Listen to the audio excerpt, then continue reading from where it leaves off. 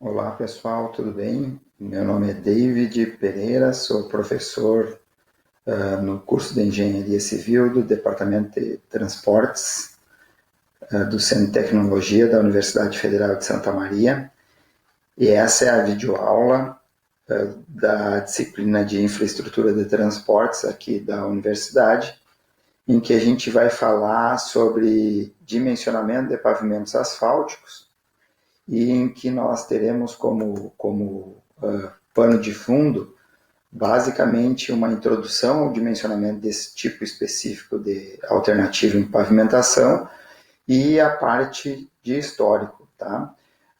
Quem tiver mais interesse em aprofundar o entendimento sobre o conteúdo, eu sugiro dois livros, o do professor José Tadeu Balbo e o da professora Laura, escrita em coautoria com o professor Jacques de Medina, e eles falam um pouco desse histórico. Essa é uma boa referência básica para vocês aprofundarem o conhecimento depois e pegarem, a partir dessas referências indicadas, outras referências que poderão dar mais subsídios a todos vocês. Bom, quando a gente trabalha com pavimentação, na verdade a gente está trabalhando e busca, né, ao máximo minimizar as incertezas que são inúmeras quando a gente dimensiona um pavimento, ou quando a gente está atrás de parâmetros necessários ao dimensionamento de pavimentos. Uma das características assim mais incertas ou das buscas assim mais difíceis para o engenheiro que vai projetar um pavimento diz respeito ao comportamento, às propriedades dos materiais. Eles são extremamente heterogêneos. Se a gente levasse em consideração, por exemplo, e tivesse como interesse pesquisar a característica do solo e como esse solo vai alterando ao longo de 100 quilômetros de uma rodovia que porventura a gente tenha que dimensionar, nós vamos perceber que essas características são extremamente mutáveis. Elas apresentam dispersões grandes e a gente tem que trabalhar com esses níveis de incerteza. O tráfego, conforme a gente já viu nas aulas passadas, também nos impõe uma série de premissas e assumir alguns parâmetros que, porventura, a gente não tem nem ideia se a gente vai conseguir ou que esses parâmetros irão se comportar ao longo do período de projeto, que pode ser, dependendo da característica e tipo de pavimento, de 20, 25 anos, no caso de pavimentos de concreto, certo? Além disso, tudo que a gente trabalha em termos de comportamento dos materiais e desempenho de pavimentos está atrelado, algumas vezes mais, outras menos, mas sempre atrelado às características climáticas, que a gente pode resumir em dois fatores, temperatura e umidade. Isso também é algo extremamente difícil da gente prever para um horizonte de projeto tão grande assim, certo? E a gente ainda tem a dificuldade de caracterização dos materiais que nós, porventura, venhamos a empregar lá no campo em relação ao seu comportamento mecânico das camadas que constituem a estrutura do pavimento. Sobretudo porque quando a gente caracteriza esses materiais em laboratório, a gente imagina que ele vai ter um determinado comportamento lá no campo. E nem sempre isso é real. Às vezes nós temos grandes diferenças em termos de comportamento, eu estou dizendo às vezes, para não dizer quase sempre, do comportamento desses materiais em laboratório e em campo. E são vários os fatores que interferem nesse processo. E um que eu posso citar para vocês e vocês entenderão rapidamente é a condição de carregamento desses materiais. No campo é uma condição, no laboratório é uma condição completamente diferente. Mas é nesse cenário que a gente tem que trabalhar. É nesse cenário que nós temos que lançar mão das nossas experiências, das experiências dos nossos colegas, para poder fazer um dimensionamento o mais adequado possível em termos estruturais e funcionais. Então, pessoal, um projeto estrutural de um pavimento é o dimensionamento das espessuras e materiais a serem aplicados de tal sorte que a gente tenha um comportamento ou um desempenho do pavimento satisfatório ao longo do período de projeto. E nisso, e a gente vai levar em consideração, então, para essa assertiva, assim, em termos de dimensionamento de pavimentos, as cargas dos veículos e suas frequências, as características geotécnicas do subleito que estão sendo colocadas à nossa frente, essa é uma característica do próprio traçado por onde a rodovia vai passar, e que materiais nós temos presente no nosso traçado, isso é a fundação do nosso pavimento, na maioria das vezes, salvo quando o solo é um solo extremamente deformável, um solo mole, a gente tem que trabalhar com esse solo no local, sendo solo mole, a gente ainda, dependendo da condição financeira, a gente consegue, e geotécnica, a gente consegue fazer sua substituição. A gente tem que trabalhar também em frente ao comportamento desses materiais passíveis de emprego e das condições climáticas, assim, né? Isso também é bastante importante. Ela impacta, no caso de revestimentos asfálticos, por exemplo, a viscoelasticidade dos materiais. No caso de pavimentos de concreto, ele pode alterar a questão de empenamento das placas de concreto. Em termos de umidade, ela pode condicionar saturação ou não dos materiais, e sobretudo do solo de fundação, que vai me gerar também possíveis problemas futuros que, de antemão, o projetista tem que levar em consideração. Então, um dimensionamento dentro de um projeto estrutural de pavimento, ele objetiva conceber uma estrutura que seja capaz de suportar todo o volume de tráfego, sobretudo aquele tráfego mais pesado, que nós denominamos de veículos comerciais, pré-estabelecidos no projeto e que foi alvo também de uma análise nossa prévia do tráfego, oferecendo um desempenho desejado para aquelas premissas pelas quais o pavimento foi concebido. E se a gente conhecer detalhadamente a teoria que está embutida dentro da metodologia que a gente vai empregar no dimensionamento de pavimentos, o nosso dimensionamento será mais facilmente, nós teremos o sucesso mais facilmente garantido na aplicação daquela metodologia de dimensionamento do pavimento. Então é importante que a gente entenda qual é toda aquela base teórica que levou ao desenvolvimento de uma metodologia específica em que o projetista irá utilizar. A existência de condições ambientais, geológicas, de tráfego e de rupturas diferentes, né, associadas a essas metodologias justificam, né, ou dizem o porquê da existência de inúmeros métodos de dimensionamento ao redor do mundo. Nós não temos um único método de dimensionamento. Nós temos, cada país tem, por vezes, dependendo da característica administrativa desse país, da extensão territorial, vários métodos de dimensionamento em vigor. E isso tudo, então, justifica-se a existência por essas condicionantes todas que eu acabei de elencar. A diferença fundamental entre os métodos de dimensionamento está na adoção de critérios de ruptura. Então, alguns adotam um critério, outros adotam outro, muito em função da experiência pregressa que esse país ou essa região tem nos mecanismos, na observação dos mecanismos preponderantes que levam à ruína desses pavimentos. Nós temos, basicamente, dois tipos de ruptura do pavimento, assim, em grande escala. A ruptura estrutural e a ruptura funcional, certo? Um pavimento que não suporta adequadamente as cargas aplicadas, ele vai ter, de alguma forma, um excesso de deformabilidade, e isso denotará uma ruptura estrutural do pavimento. Agora, mesmo não tendo excesso de deformabilidade, um pavimento pode deixar de ofertar ao usuário segurança e conforto. E se isso ocorrer, nós vamos incorrer também num tipo específico de ruptura básica, que é a ruptura funcional. No Brasil, assim, o que a gente pode dizer é que os nossos pavimentos asfálticos, eles estão mais à frente de dois mecanismos de ruptura preponderantemente, conforme nós já vimos nas aulas anteriores, na aula de mecanismos de ruptura de pavimentos. O primeiro é a ruptura por fadiga, né, que provoca essa fissuração, conforme vocês podem visualizar nessa fotografia ilustrativa, né? E o outro é o mecanismo associado ao acúmulo de deformações permanentes ou plásticas, que culminam com a formação dos afundamentos em trilha de roda. Esses são os mecanismos mais frequentemente observados no campo dos nossos pavimentos asfálticos no Brasil.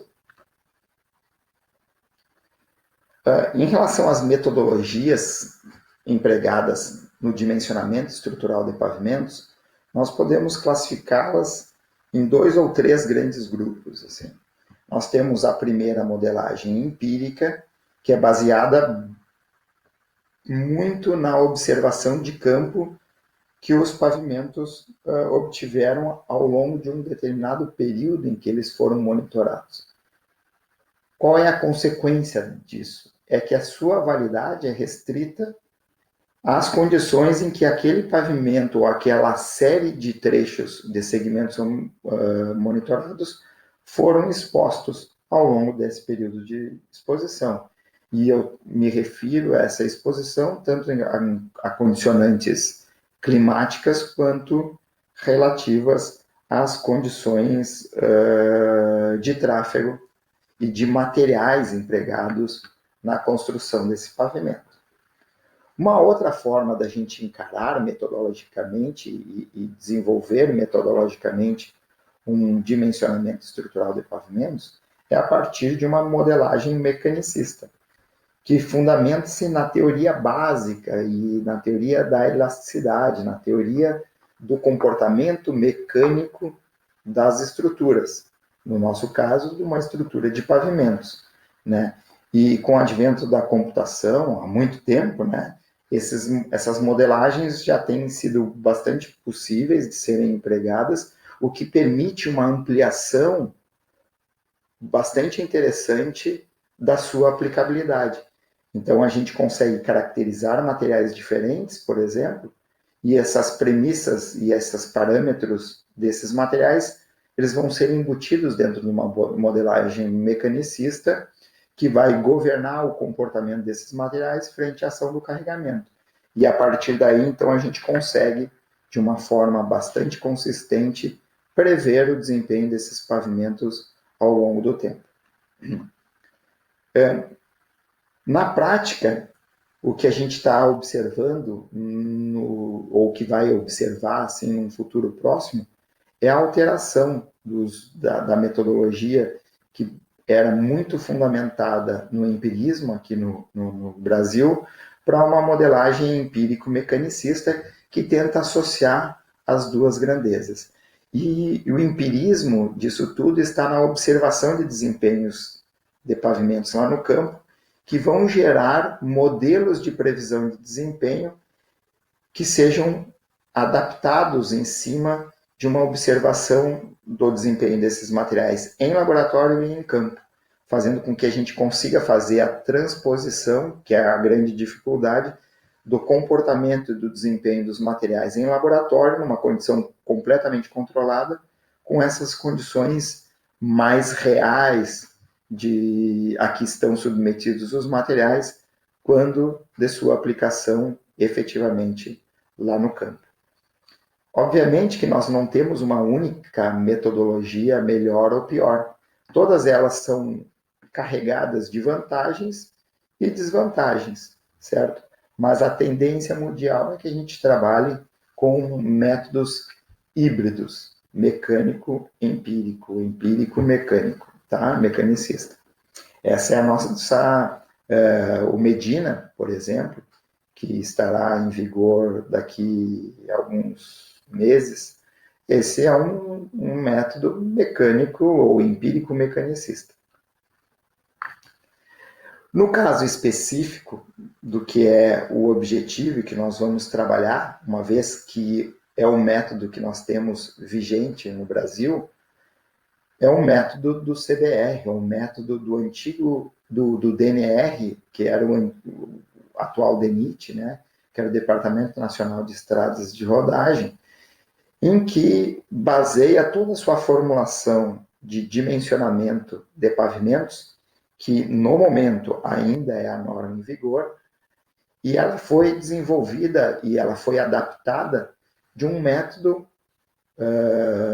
desenvolvido originalmente lá no estado da Califórnia, nos Estados Unidos, e ele é atribuído ao engenheiro Porter, que ele era um engenheiro responsável pelo DAER, pelo DR do estado da Califórnia, por assim se dizer, da California Division of Highway. E esse pode ser dito lá nos Estados Unidos que é o primeiro método de dimensionamento de pavimentos asfálticos com considerável base experimental. E ele tem como critério de ruptura o cisalhamento do subleito e das camadas granulares. E essa metodologia, ela chegou aos engenheiros, ou foi desenvolvida num período bem anterior à Ash Road Test. Isso aconteceu no final da década de 20, originalmente, esse desenvolvimento metodológico no estado da Califórnia, certo? Aqui a gente tem o Porter, que foi um engenheiro responsável pela introdução dessa metodologia, ele era o coordenador, digamos assim, o diretor do DAER californiano, e eu trouxe aqui uma ilustração, aqui uma foto, que mostra ainda grandes nomes da pavimentação. O Casagrande, que vocês já estudaram bastante, Casagrande, lá em Mecânica dos Solos. E para quem estuda um pouco mais pavimentos de concreto, assim, esse aqui é o pai do dimensionamento dos pavimentos de concreto. Resolveu equações muito difíceis, equações diferenciais bastante difíceis para chegar ao equacionamento e à previsão de tensões em placas de concreto, que é o Westergaard. Então, eles estão aí numa das pistas que depois eu vou comentar, que foi construída pelo Corpo dos Engenheiros do Exército Americano. Bom, o método do CBR, que é o nosso método do DNR e atualmente DENIT, em voga e vigente atualmente, ele, como eu falei, teve origem lá na década de 20, no final da década de 20. Ele pode ser considerado um método empírico a partir da observação experimental de campo. Mas vocês vão ver que teve uma sacada muito interessante e que colocou, dentro de todas as condições tecnológicas que eles tinham lá, uma base mecanicista interessante na metodologia. Tá? A mesma pesquisa essa que desenvolveu essa metodologia, que foi toda a base de sustentação do que hoje ainda é o nosso método vigente no Brasil, ele também conseguiu fazer alguns ensaios e desenvolver algumas pesquisas atinentes ao desenvolvimento de ensaios, como o ensaio de CBR, o ensaio de curvas de compactação. Então, ensaios bastante interessantes que hoje a gente ainda tem como base referencial para o nosso estudo. Então, vamos entender um pouco melhor como é que tudo isso aconteceu, como é que foi o desenvolvimento disso tudo, e porque é uma história bastante interessante. Eu vou passar o histórico hoje. Na próxima videoaula nós vamos verificar como que a gente faz efetivamente o dimensionamento. Mas eu quero que vocês entendam que teve um desenvolvimento tecnológico, se assim a gente pode dizer, mas é tecnológico, porque era o que se tinha de técnica naquela época, bastante importante e bastante interessante. Uma história bastante rica em termos de pavimentação.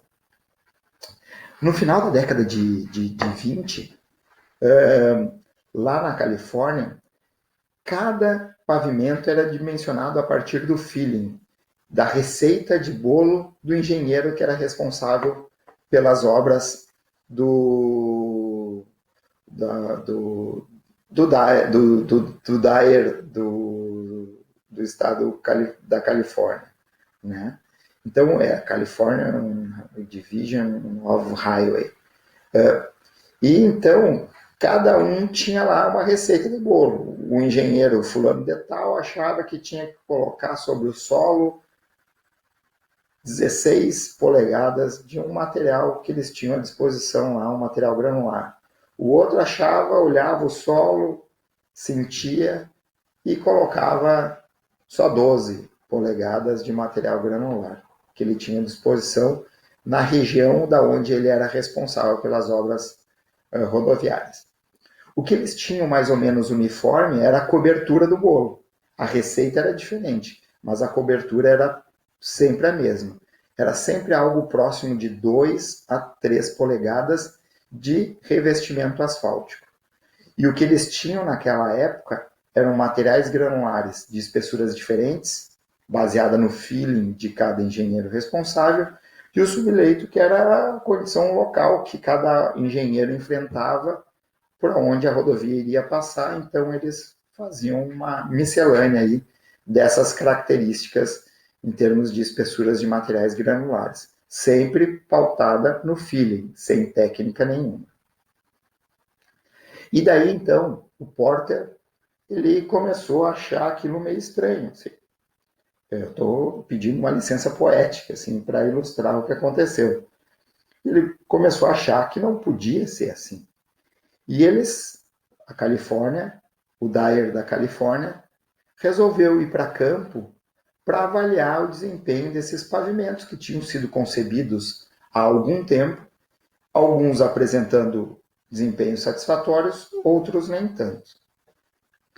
Bom, nessa saída a campo, né, orientada pelo CHD, né, que é a California Highway Division, lá, eles saíram e foram pesquisar as motivações dos sucessos e dos insucessos que eles tinham. Como é que consistia essa pesquisa? Eles iam a campo, em cada fragmento de trechos que eles tinham lá, eles faziam sondagens, retiravam amostras deformadas e indeformadas do solo, de material granular, verificavam todas as condições que esses materiais se encontravam lá no campo, certo? Levavam esse material para o laboratório para fazer outros ensaios e aferiam lá no campo as espessuras das camadas e verificavam, sobretudo, se o comportamento ou o desempenho do pavimento estava satisfatório ou não. E satisfatório ou não, para eles, era se tinha ruptura por cisalhamento ou não do pavimento.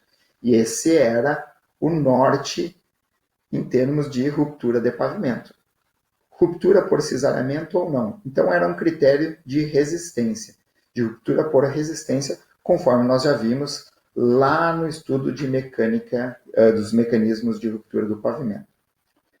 Bom, esse grande esforço detectou alguns problemas e algumas motivações pelas quais aqueles pavimentos com comportamento inadequado que explicavam por que alguns desses pavimentos tinham um comportamento inadequado.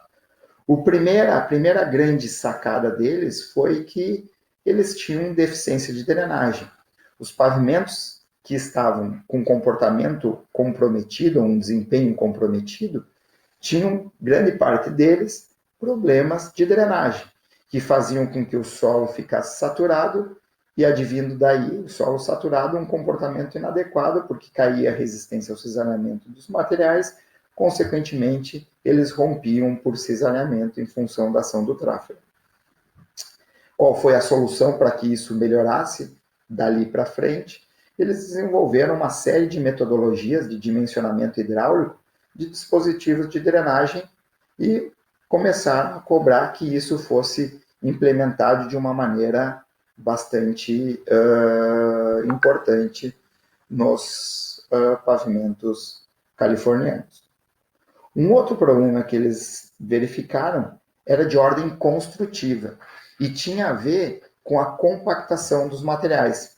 Ao abrirem os poços de sondagem, eles verificavam que eles tinham, em parte, estruturas ou materiais bastante densificados, bastante compactados, e ora pouco compactados. E geralmente, alguns dos insucessos que eles percebiam estavam associados não somente a problema de drenagem, mas também ou associados a problemas de compactação. E a partir daí, então, eles desenvolveram todos os conceitos da curva de compactação, de energia de compactação, de grau de compactação, para que eles pudessem testar qual é a potencialidade efetiva, máxima desses materiais em termos de compactação. E isso seria, então, uma premissa para a avaliação da potencialidade desses materiais em laboratório, dada uma determinada energia de compactação, e desenvolveram, então, essas metodologias de avaliar essa compactação efetiva do material lá no campo. E assim comparar a densidade máxima de laboratório com a densidade atingida lá no campo. E essa razão entre a densidade de campo e a densidade de laboratório é o grau de compactação. E eles começaram a exigir, assim como estão essas exigências nas nossas especificações, níveis de compactações ou proximidade ao 100% do grau de compactação para camadas mais importantes, estruturalmente falando, do pavimento. E ainda com energias de compactação também maiores, certo? Então, essa foi a forma com que eles lidaram com o problema e encaminharam a solução desses problemas construtivos que invariavelmente estavam relacionados à compactação das camadas, tanto de solo quanto de materiais granulares. Bom, então eles já tinham verificado dois problemas que redundavam em desempenhos inadequados do pavimento. Depois, eles avaliaram também que em alguns pavimentos, mesmo tendo condições de drenagem satisfatória, mesmo tendo compactação, densificação de materiais de maneira apropriada, eles mesmo assim verificavam que o desempenho desses pavimentos não eram adequados, que os esforços cisalhantes gerados pelo tráfego, mesmo encontrando drenagem adequada e compactação adequada, geravam esforços no subleito ou eventualmente em camadas granulares superiores à resistência mecânica desses materiais, gerando assim uma deficiência estrutural no pavimento. Então, para tentar combater isso, eles desenvolveram um ensaio que não mede diretamente a resistência ao cisalhamento dos materiais, mas de uma maneira indireta eles podem associar essa resistência ao cisalhamento. Foi então que eles desenvolveram um ensaio de CBR, né, que é capaz de definir o potencial desse material solo e eventualmente material granular a ser empregado em pavimentação, certo? Então, aquela resistência à penetração do pistão, conforme vocês devem ter visto nas aulas de mecânica dos solos, esse é um ensaio que não mede a ação direta cisalhante, mas materiais que apresentam CBR mais elevados são materiais que apresentam maiores resistências ao cisalhamento. Agora, um número não conversa com o outro. Eu preciso quantificar. Só que o ensaio de cisalhamento é um ensaio extremamente diferente e difícil de ser efetuado. E naquela época se dispunha de poucos ensaios laboratoriais ou de poucos laboratórios capazes de fazer isso numa escala necessária para pavimentação. Então eles conseguiram fazer algumas correlações e desenvolver esse ensaio CBR que é bem mais simples do que o ensaio de resistência ao cisalhamento dos solos. E o que eles fizeram, então? E daí é a grande sacada do método, daí que está a beleza do método. Eles começaram a plotar num gráfico as espessuras de britas graduadas dos materiais dos pavimentos que eles investigaram lá, quantos centímetros tinha, ou quantas polegadas, melhor falando, de brita graduada, né, de material granular que eles tinham na região lá, sobre o subleito, e contrapondo esse valor com o CBR desse subleito. Então, cada pontinho que vocês estão vendo aqui, ó, era um pontinho de uma condição de pavimento real que eles foram investigar. Só que eles investigaram muito mais do que essa ilustração, que é apenas ilustrativa, assim, apenas uma aproximação pedagógica do que eles fizeram. E eles colocaram no gráfico os pontinhos verdes como sendo pontinhos de pavimentos com bom desempenho. Então, por exemplo, um determinado pavimento, que era esse pontinho aqui, tinha um desempenho satisfatório, verde aqui. Ele tinha um subleito com CBR igual a 50, e sobre esse CBR foi colocado uma espessura de 6 polegadas de brita graduada simples. E o comportamento desse pavimento foi bom. Entretanto, esse pavimento que apresentava aqui nesse ponto vermelho um par ordenado aqui de coordenado de CBR igual a 4 e 20 polegadas de espessura de brita graduada simples, apareceu, né, ou foi apontado pelos técnicos que foram a campo como um desempenho insatisfatório.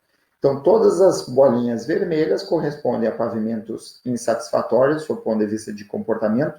Eles apresentavam cisalhamento das camadas, e os verdinhos estavam ok, para as condições que eles tinham à época. E o que eles fizeram? Eles traçaram uma curva que delimitava efetivamente pontos ou par coordenado de CBR de subleito com brita graduada simples satisfatórios, de comportamento de pavimentos satisfatórios, daqueles insatisfatórios. Essa linha limítrofe, pontilhada em preto aqui, eles chamaram de curva B.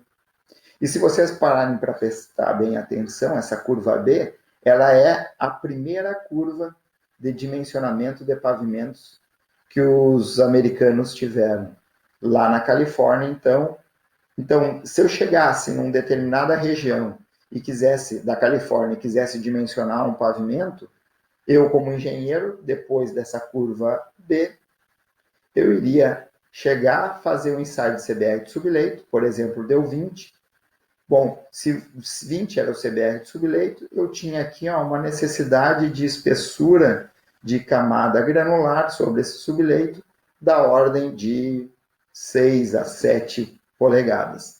E sobre isso eu iria colocar de 2 a 3 polegadas de concreto asfáltico. Então, de uma maneira aparentemente simples, mas uma sacada extremamente sagaz deles, eles lançaram essa primeira curva, que chamaram então de curva B, e que tinha como uma condição de solicitação dos pneus, dos eixos rodoviários, 7.000 libras. Isso no final da década de 20, certo? Então aí surgiu a primeira base empírica de dimensionamento de pavimentos asfálticos. Aí está a grande sacada. O que aconteceu, né, depois disso? Né? A gente teve mudanças administrativas, como de fato acontece aqui no Brasil, há uma interrupção no alinhamento que se tinha e na conduta que se tinha tecnicamente num determinado setor. Essa curva B foi esquecida, o estudo que gerou esse primeiro ábaco de dimensionamento foi esquecido, ficou engavetado e caiu no esquecimento. No entanto, o CBR, as curvas de compactação continuaram sendo empregados para suas finalidades, assim como a necessidade de drenagem dos pavimentos, certo? Então, essa foi a condição. Mas ainda, só voltando à curva B, a gente tinha as bases que deveriam apresentar no mínimo 50% de CBR, para que esse ábaco tivesse validade. E um ponto importante é que, em média, os materiais que eles empregaram e ensaiaram, materiais granulares que eles ensaiaram durante aquela época, apresentaram um CBR que demandava uma pressão do pistão equiparável ao CBR igual a 100%. Então, quando a gente faz o CBR de um solo e diz que ele é 5%, significa que a pressão exercida para fazer aquele deslocamento que vocês conhecem da norma do CBR no solo é uma pressão de 5% daquela pressão média necessária a exercer nesse material granular da Califórnia, daquela época que foi desenvolvida toda essa metodologia para, nesse material granular, provocar a mesma deformabilidade, a mesma penetração no material. Bom, isso tudo caiu no esquecimento, certo? Só que daí, lá nos idos de 1940, surgiu, né, ou veio a Segunda Guerra Mundial. E com a Segunda Guerra Mundial, os americanos estavam muito preocupados em proteger toda a costa oeste dos Estados Unidos de um possível ataque dos kamikazes, dos japoneses, que estavam contra eles na guerra. Então vocês podem até ver o filme, aquele Pearl Harbor, que mostra mais ou menos o que eu estou falando. Só que para poder proteger toda a costa oeste americana, eles não tinham, muitas vezes, autonomia, não tinham autonomia de voo, sobretudo os aviões caça que eles tinham à época, para chegar e proteger a longas distâncias da costa um eventual ataque dos kamikazes, dos aviões japoneses. Então, eles tinham a necessidade de povoar as ilhas do Pacífico a fim de, estrategicamente, ter pontos de referência e pontos logísticos que fossem passíveis de uma proteção mais efetiva da costa oeste americana. E ainda permitir que os americanos tivessem nos seus aviões autonomia suficiente de voo para eventualmente atacar o Japão e retornar em segurança para suas bases. Bom, era um período bélico, né? A Segunda Guerra Mundial, eles tinham que fazer isso. E, como é o caso, durante esse período se busca de maneira bastante rápida resolver esses problemas e com soluções bastante simples. Então, o corpo dos engenheiros do exército americano, que aqui está a sigla da USASC, que a gente fala, né? Ele, de alguma forma, lembrou de um ensaio e de uma metodologia que tinha sido engavetado lá na Califórnia, coincidentemente na costa oeste americana. Uma vez que eles precisavam, para solucionar o seu problema de dimensionamento, qual era o grande problema deles? Eles precisavam fazer o dimensionamento e a construção de aeródromos nessas ilhas do Pacífico. E teriam que operar grandes aviões, inclusive o B-29. Então eles tinham que fazer algo que fosse simples, tinha que ser pautado esse dimensionamento deles em ensaios de simples interpretação, de rápida execução. Os equipamentos deveriam ser todos eles de pequeno porte, porque teria toda uma logística danada de ir até o Havaí, por exemplo, e fazer toda a análise geotécnica daquela região para a construção dos aeródromos. E que o dimensionamento fizesse algo que protegesse contra a ruptura imediata do pavimento quando da ação dessas cargas mais pesadas dessas aeronaves deles. Então, foi daí então que veio a ideia deles tirarem da gaveta a curva B. Certo?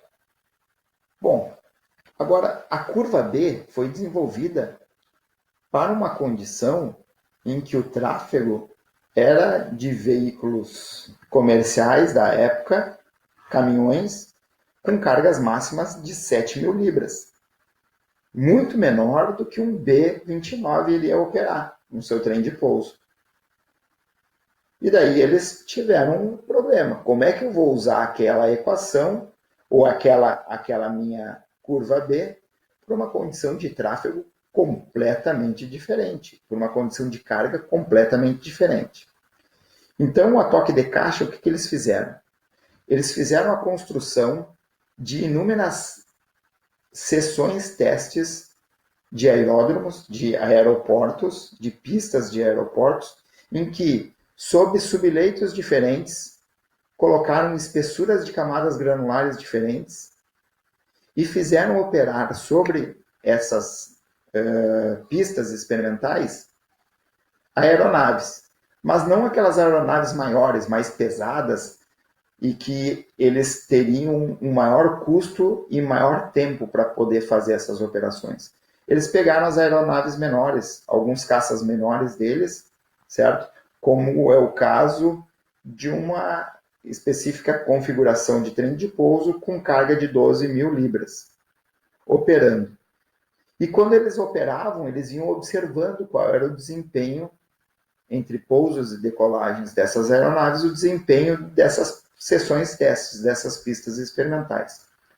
Toda vez que as aeronaves faziam 5 mil coberturas de pouso e decolagem, então não é só 5 mil pousos e decolagens, são coberturas, que significam operações em maior número, porque um aeródromo tem uma largura muito maior do que... Então, há uma certa variabilidade em termos de deslocamento lateral do pouso, do toque da aeronave sobre a pista. Toda vez que eles observavam 5 mil coberturas, que é muito mais do que 5 mil operações, eles diziam que aquele pavimento estava ok, desde que não apresentassem rupturas plásticas por cisalhamento. Beleza. E assim eles fizeram.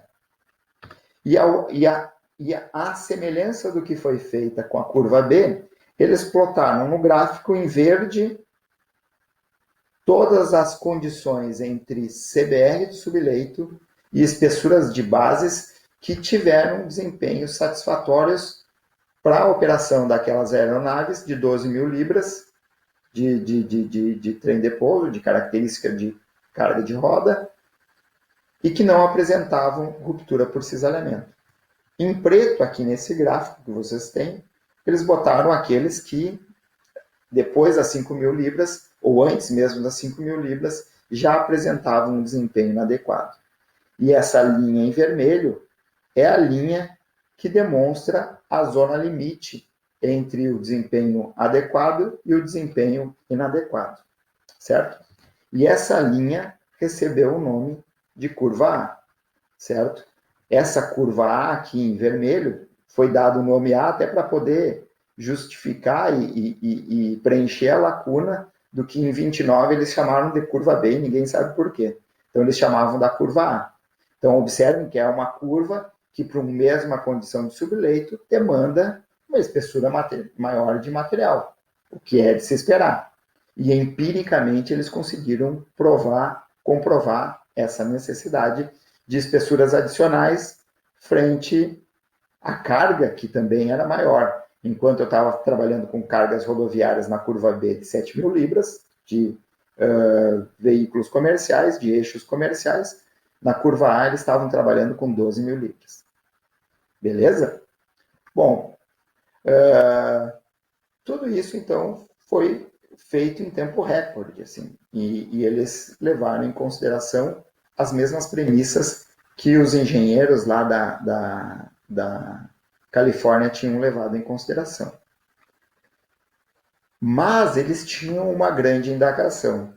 A indagação é: como eu posso usar essa condição para 12 mil libras se eu sei que nesses aeródromos eu terei a operação de aeronaves com cargas muito maiores do que as 12 mil libras, até 70 mil libras, como era o B-29. E eles começaram a se debruçar sobre esse problema. Eu não tenho tempo hábil, porque eu estou numa condição extremamente desfavorável, num período bélico. Eu tenho que ter a solução rápida. Eu não tenho condições de construir mais pistas experimentais para operar essas aeronaves maiores. E eles não sabiam por onde sair. Onde não, eu estou dizendo que não sabiam, uma outra licença poética. Foi daí, então, que eles lembraram de alguns detalhes, certo? O primeiro detalhe é que, quando eu estou dizendo na curva A aqui, imaginando que eu tenha um CBR igual a 5%. Bom, um CBR igual a 5% me demandaria 17,5 polegadas de material granular. de tal sorte que aquela carga de 12 mil libras iria solicitar ao subleito com uma resistência ao cisalhamento que eu não sei qual é, mas cujo CBR eu sei é de 5%, com um determinado valor que eu sei que é compatível com a sua resistência. Bom, então aqui eu já tenho algum detalhe importante. Eles começaram a correlacionar, certo, as espessuras necessárias à ruptura por cisalhamento, né, a proteção contra a ruptura por cisalhamento, a condição última desses materiais em função do valor de CBR. E ainda eles lembraram de um grande engenheiro que tem atuação bastante importante na área de fundações, que era o Boussinesq. O Boussinesq, o que ele fazia? Com base numa carga aplicada lá no topo do solo, e vocês devem ter visto alguma coisa sobre ele em fundações superficiais, ele conseguiria calcular uma dada profundidade de um determinado material homogêneo, qual eram as tensões atuantes numa dada profundidade. Essas tensões poderiam ser verticais, horizontais e ou de cisalhamento. Então, a partir das equações de Boussinesq, vejam só, que era capaz de determinar, inclusive, as tensões máximas cisalhantes que ocorreria a uma dada profundidade que eu quisesse calcular. Se eu tenho uma carga aplicada na superfície, se eu sei qual é a geometria dessa carga, a partir dessas características, considerando uma série de hipóteses em termos de homogeneidade, elasticidade, isotropia do material que eu estou empregando, a uma dada profundidade eu sei calcular qual é a tensão vertical, a tensão horizontal e sei também calcular a tensão ao cisalhamento. Bom, se eu sei calcular a tensão ao cisalhamento, os engenheiros pensaram, eu posso, de maneira indireta, estimar qual é a resistência ao cisalhamento do solo que apresenta um determinado CBR. E de que forma eles fizeram isso? Peguem esse mesmo exemplo aqui. Eu tive que dimensionar e eu vi que meu pavimento ficava adequadamente protegido, meu subleito com CBR igual a 5%, não rompia por cisalhamento quando a espessura era de 17,5 polegadas. Então, eles aplicaram essa equação de Boussinesq para a mesma condição, certo? E lá, quando ele tinha a espessura de 17,5 centímetros, aplicando as equações de Boussinesq, eles calcularam qual era a tensão ao cisalhamento a uma profundidade de 17,5 polegadas, com as características de 12 mil libras sendo aplicadas pela roda lá em cima do material. Nessa profundidade de 17,5, eles viram qual era a tensão de cisalhante máxima. E eles verificaram que essa tensão cisalhante máxima era de 8 PSI. Bom, então eles correlacionaram que todos os solos que apresentavam um CBR igual a 5% eram solos que apresentavam tensões cisalhantes de ruptura igual a 8%. E assim eles foram fazendo sucessivamente, com diferentes valores de CBR, diferentes espessuras, aplicavam Boussinesq para 12 mil libras e pegavam qual era a resistência ao cisalhamento que ele encontrava. Bom, qual foi o passo seguinte, então? Certo? O passo seguinte foi, se eu sei que a minha resistência ao cisalhamento de um solo cujo CBR é igual a 5%, se eu aumentar a carga nessa mesma profundidade, por exemplo, aqueles 17,5 polegadas, obviamente a tensão cisalhante vai ser maior. Bom, se eu aumentar a carga para 25 mil libras, que é uma carga característica de outro tipo de aeronave que poderia operar esses aeroportos, eles foram determinando qual era a espessura de material necessário até fazer com que, novamente, essa tensão cisalhante ficasse em 8 PSI. E quando eles chegavam à espessura em que a tensão era de 8 PSI, eles diziam que essa era a espessura que nós teríamos que colocar em material granular sobre o solo cujo CBR era igual a 5%. E assim eles foram extrapolando carga por carga das curvas, da curva A inicial para 25 mil libras, 40 mil libras e 70 mil libras.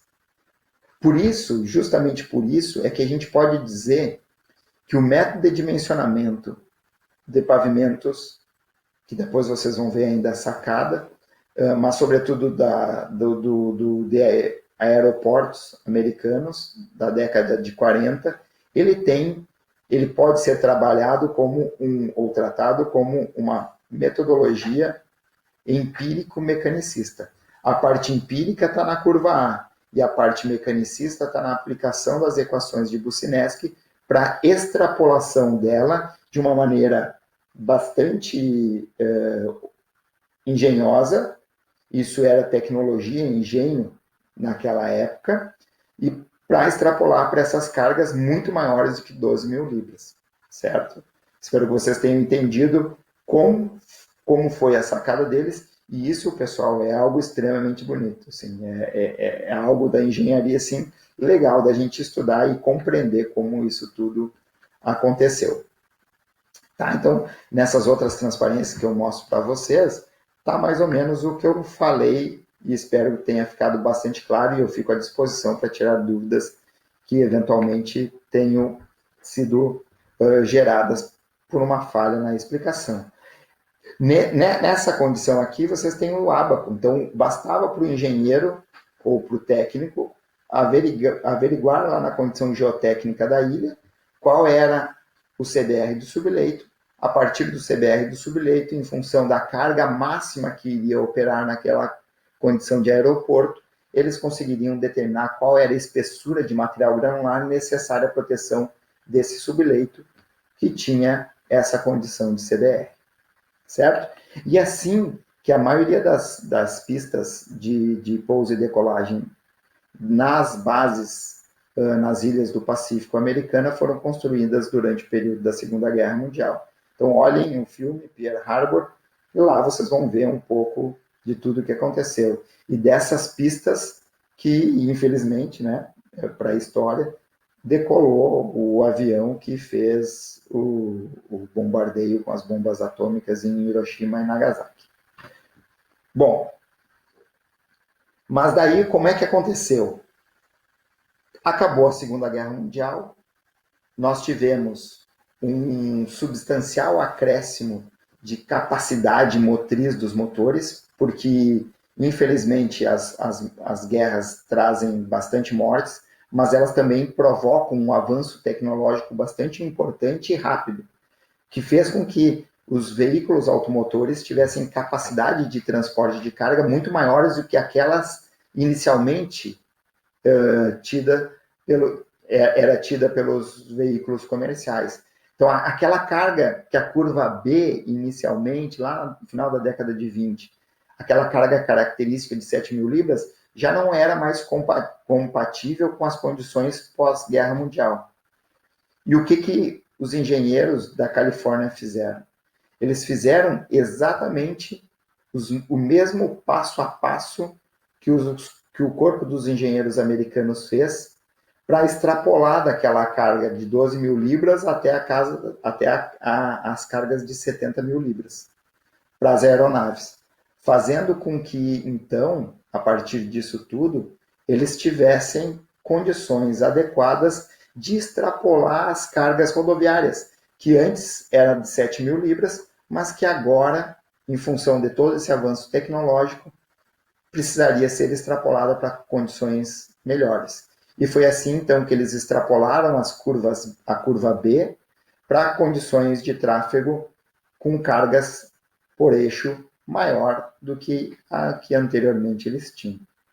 Mas, como eu escrevi aqui, pessoal, isso tudo já é assunto da próxima aula, que nós vamos ver, então, e que culminou no método de dimensionamento que hoje ainda está vigente no Brasil, que é o método DENIT, também conhecido método DNR, método CBR, método do Corpo dos Engenheiros Americanos, método do Murilo Lopes de Souza, que foi um engenheiro que fez essa transposição das condições americanas pós-Segunda Guerra Mundial e que foi levado pela Califórnia ainda para a condição, mais ou menos a tradução disso e algumas adaptações em 1966 e que teve sua última versão revisada em 1981, tá bom? Espero que vocês tenham aproveitado um pouco desse passeio histórico do desenvolvimento de algo que é extremamente importante para a gente e que, com certeza, conta uma história bonita, assim, em termos de evolução, e nós, obviamente, temos que caminhar a partir da nossa condição para condições talvez mais e importantes no momento em que a gente vive, até pelos avanços tecnológicos. Mas o método que nós vamos estudar, que ainda é vigente, ele correspondeu, ele teve uma evolução muito bonita na história e ele teve, num grande período de tempo, grandes acertos em termos de dimensionamento de pavimentos. Ele agora talvez esteja um pouco obsoleto em função das condições de tráfego que são completamente diferentes daquela de 1966 que a gente tinha no Brasil ou daquela de 81 ainda que a gente tinha depois da sua revisão. Hoje nós temos outras condicionantes importantes, nós temos outra capacidade instalada de estudar materiais, de colocar em prática diferentes materiais, que a metodologia que a gente vai ver talvez ainda não comporte, mas ela deve ser estudada, porque ela ainda é a nossa referência normativa no país. Tá bom? Um abraço a todos, fiquem bem, saudáveis, como eu costumo dizer, e qualquer dúvida eu fico à disposição para tirá-las, tá bom? Foi um prazer ter estado aqui com vocês e compartilhar um pouco essa história bonita, ao menos que me parece bastante interessante em relação ao caminhamento histórico, à evolução histórica do método de dimensionamento. Um abraço a todos.